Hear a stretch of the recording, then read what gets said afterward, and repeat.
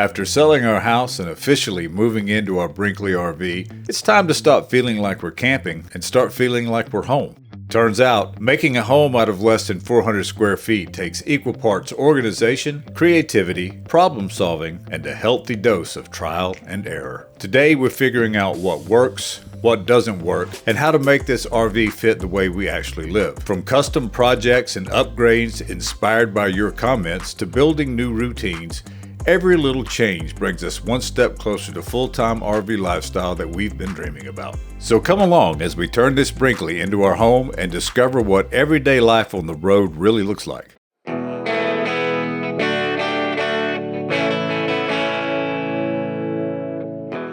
It's time to line these shelves and get this place organized.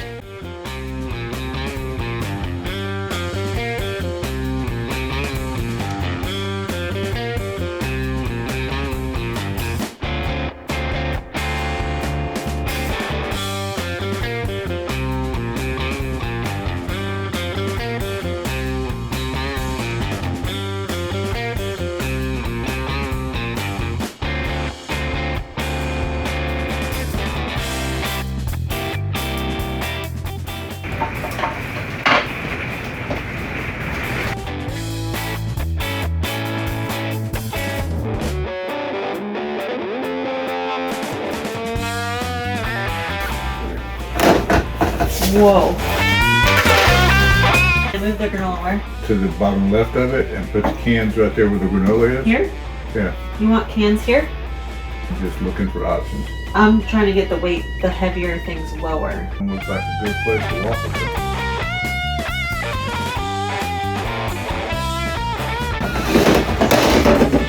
Look at that.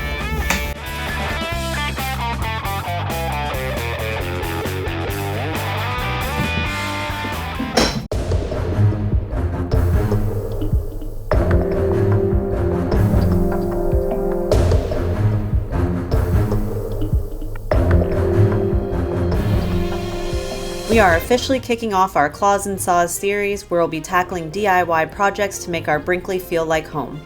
Today, we've taken over my brother's garage to build some custom upgrades for the RV.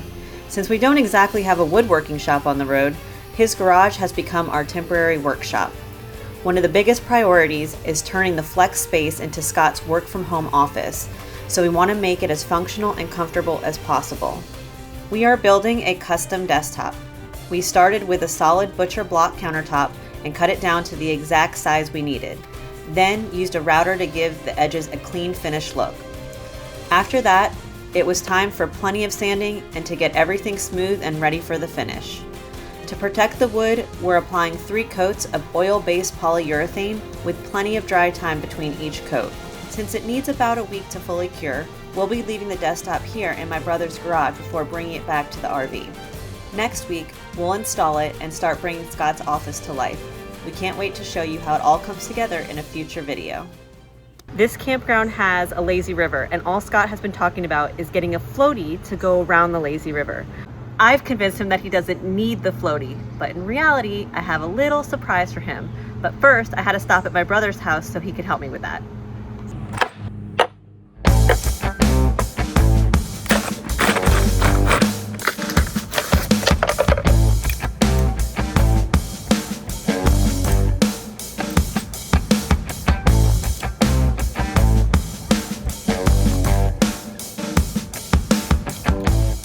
I got the part that I need. Apparently there's something called a quick connect that I'm going to use with the air compressor on the RV, and I have acquired the surprise.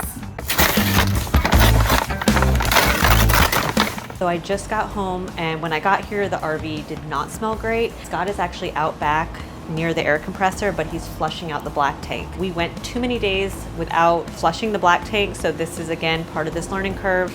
We won't do that again. It doesn't smell great in here. I'm gonna get outside. I told him to put on a mic, told him I was gonna come out and record him flushing the black water tank. What I'm really doing is I'm going to try and start the air compressor, blow up this floaty, and surprise him with it. I think he's gonna love it. It's the valve and letting it fill back up with some water, and gonna do a second flush. Then I'm gonna move to the front tank and flush that one as well. All right, this is what we got. Yeah, for tires. Oh no, a needle for filling up stuff, a needle for filling up stuff, but nothing for tires. What tires? You need a tire. Well, we can buy that extra, right? This will still work. It'll work for filling up tubes and stuff. Can we try it and see if this fits? Yeah, just pull it out. All right, we're at 50%, so I'm gonna go into it. Yep, it fits. Okay, can you turn it on? Can I do one thing at a time? All right. All right, let's watch the tank. Ew, gross. Well, it's gonna build. It was at 0 because I didn't have any air in it. Can I try it? Yeah, let it build. To what? Let it build to 50. I didn't let it build, I touched it. I heard. Sorry, I just got excited. Maybe I'll try and find something to test it out on. Looks like you have something hiding there. No. What do you think floaties need to be at? It probably says it on the package.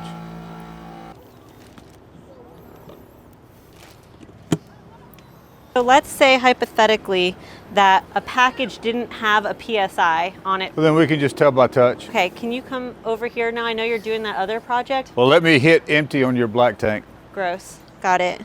Well, I don't want you to see it. Well, then how am I going to help? It's right here. It's all the way at 120 PSI. Okay.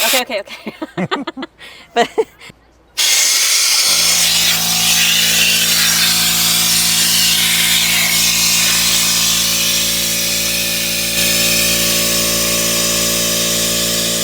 I got you a floaty. I see. Oh, it's at 0 now. Let it build back up. That's not much of a compressor. Or I'm doing something wrong.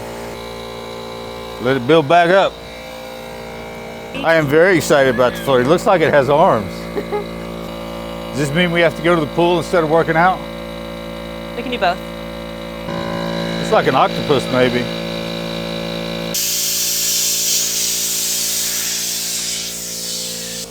Uh-oh.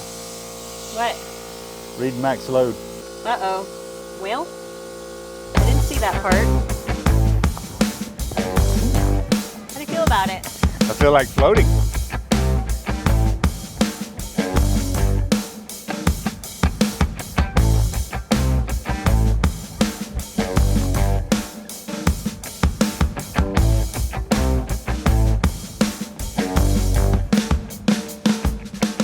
For dinner tonight, we're making pork loin in the air fryer, coconut ginger rice, and broccoli. We stored the coconut oil above the stove and we just pulled it out. It's all liquid. We're gonna need to find another spot for this. Initially, I was hesitant to do too much cooking inside the RV just because I was concerned about the smells getting into all the other spaces, but as long as the kitchen vent fan is on, it seems to be okay.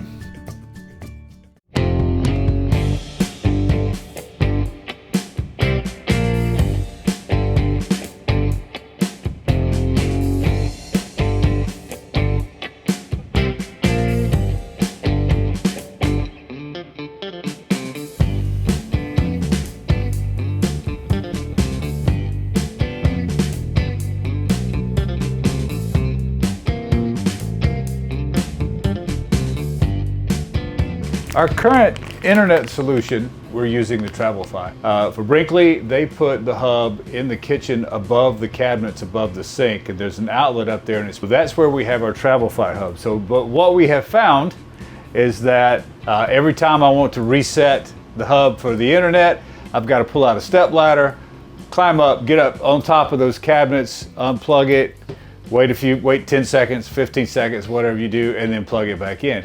And I've had to do that 2 to 3 times a week since we've been here. Thanks to Claws and Saws, he bought us a remote plug. So I've already installed the plug and I have it plugged in, and now I have a remote. So anytime that I need to turn off and turn the hub back on, I can do it from the convenience of wherever I happen to be at that moment and not have to pull out a step ladder and climb up top. Which brings us to our next solution that we're working on now. But we also have a remote for the fireplace, and we also have a remote for the TV, and then we have a remote for the TV over there, and then we have a remote for the TV over there, and so there seems to be a lot of remotes. Right. So what I found on Amazon, these magnetic sticky things that you put on the back of the remote and the wherever you want to place it. I'm going to do a cross instead of stacking them this way. When we close this, if we're storing anything in there, we don't want it to hit those things, although I don't know that it will, but just in case, we'll go, oh God, I almost stuck it. Can we just go there? Don't get too close to it. There you go. Now this closes. When we need a remote, we got TV, magnetic, fireplace, magnetic, and internet, magnetic.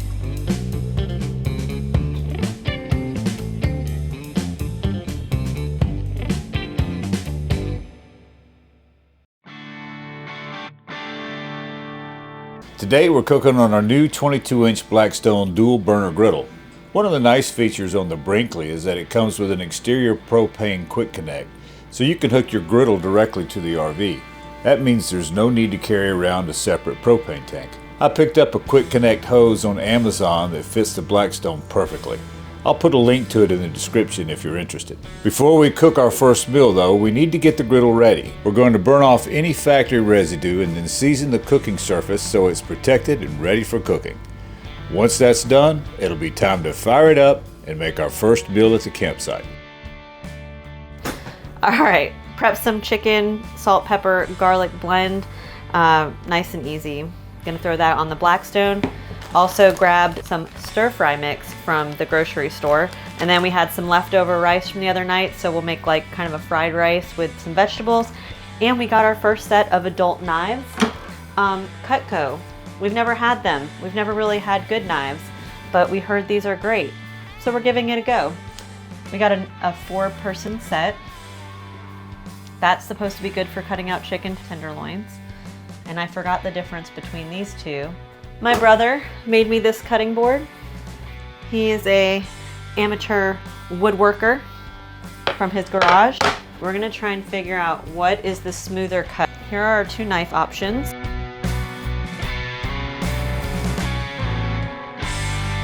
Let's see which one cuts smoother. Not bad. Oh, they kind of, I don't know what's better. I feel like this is the right one for this job. I mean, it's sharp. Oh, this is not the right answer for this one.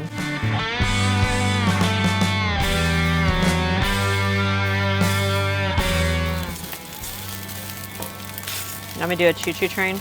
Sure. Will you make the sound too? Choo!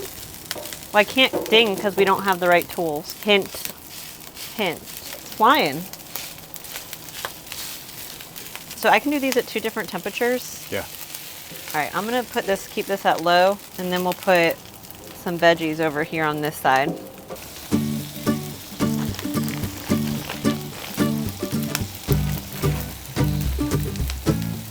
I normally pick out these because I don't like them. Do you like them?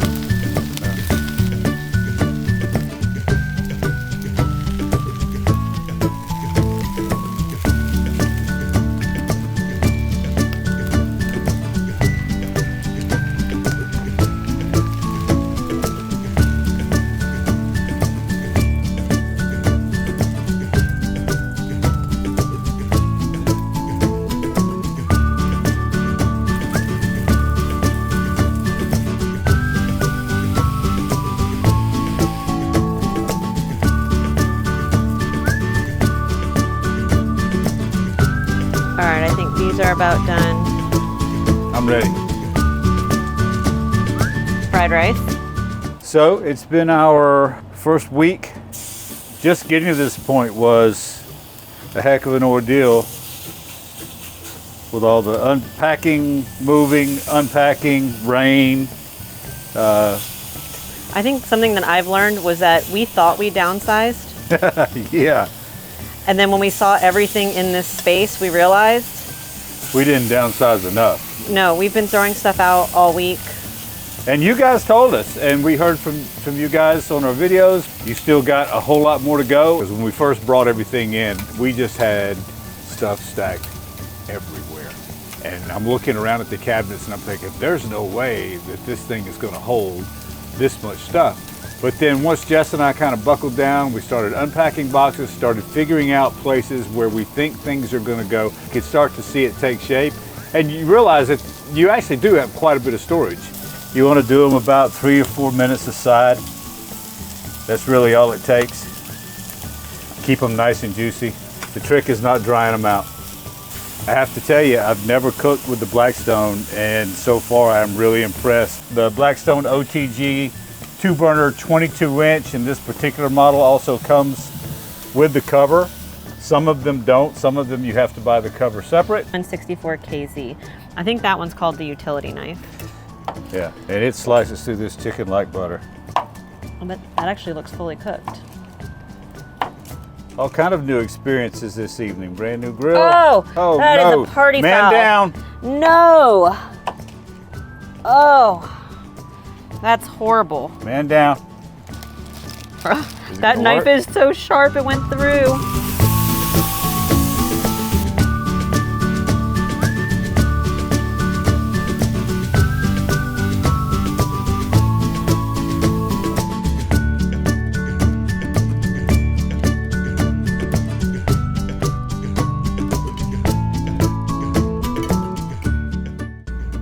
Okay, first meal on the Blackstone. What's it rated? 9.7. Very good. Thumbs up for the Blackstone. Every day, this RV feels a little more like a home. Thank you for following along and sharing your ideas and advice in the comments. So many of the upgrades and improvements that we're making are because of your suggestions, and we truly appreciate being able to learn from this amazing community. If you enjoyed the video, we'd love for you to give it a thumbs up, subscribe, and leave us a comment below. We read every single one, and you never know, your idea might end up in a future video. Thanks for traveling with us, and we'll see you on the next adventure.